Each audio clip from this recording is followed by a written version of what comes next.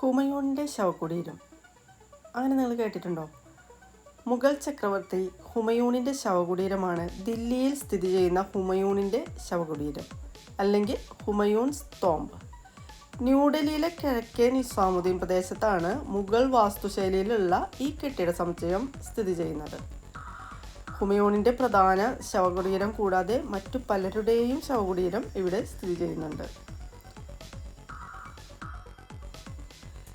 ലോക പൈതൃക കേന്ദ്രങ്ങളുടെ പട്ടികയിൽ സ്ഥാനം പിടിച്ചിട്ടുള്ള ശവകുടീരത്തിൻ്റെ ഇത്തരത്തിലുള്ള വാസ്തുശില്പ രീതി ഇന്ത്യയിൽ ആദ്യത്തേതാണ്.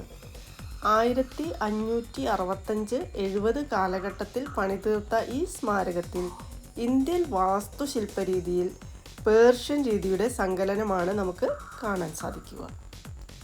ഹുമയൂൺ ചക്രവർത്തിയുടെ മരണശേഷം അദ്ദേഹത്തിൻ്റെ വിധവയായിരുന്ന ഹമീദ ബാനു ബേഗമാണ് ശവകുടീരത്തിൻ്റെ നിർമ്മാണത്തിന് ഉത്തരവിട്ടത്. ഹുമയൂണിൻ്റെ കല്ലറയ്ക്ക് പുറമെ പ്രധാന കെട്ടിടത്തിലും അനുബന്ധ കെട്ടിടങ്ങളിലുമായി ഒട്ടനവധി കല്ലറകളും നമസ്കാരപ്പള്ളികളും ഈ ശവകുടീര സമുച്ചയത്തിൽ ഉണ്ട്. അതുകൊണ്ട് ഈ ശവകുടീരത്തിനെ മുഗളരുടെ കിടപ്പിടം എന്ന് അറിയപ്പെടാറുണ്ട്. ഹുമയൂൺ ശവകുടീരത്തിലെ അനുബന്ധ സ്മാരകങ്ങളിൽ ഏറ്റവും പ്രധാനപ്പെട്ടതാണ് ഈസാ ഖാൻ്റെ ശവകുടീരം. പടിഞ്ഞാറ് വശത്തു നിന്നും സമുച്ചയത്തിലേക്ക് സന്ദർശകർ പ്രവേശിക്കുന്ന വാതിലിന് വലതുവശത്തായി തന്നെ കാണുന്ന കെട്ടിടമാണ് ഇത്.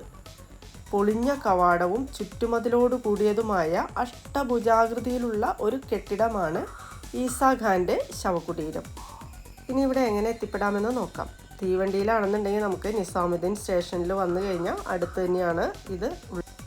Road മാർഗ്ഗമാണെന്നുണ്ടെങ്കിൽ Hazrat Nizamuddin bus stop, മധുര റോഡ്, നിസാമുദ്ദീൻ ഈസ്റ്റ്, അത് നോക്കിക്കഴിഞ്ഞാൽ നമുക്കവിടെ എത്താനായിട്ട് സാധിക്കും.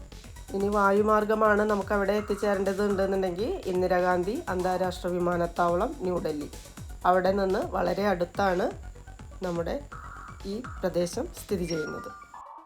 ചരിത്രപ്രധാനമായ ഹുമയൂൺ തോമ്പിൻ്റെ കാഴ്ചകളാണ് നമ്മളിപ്പോൾ കണ്ടത്.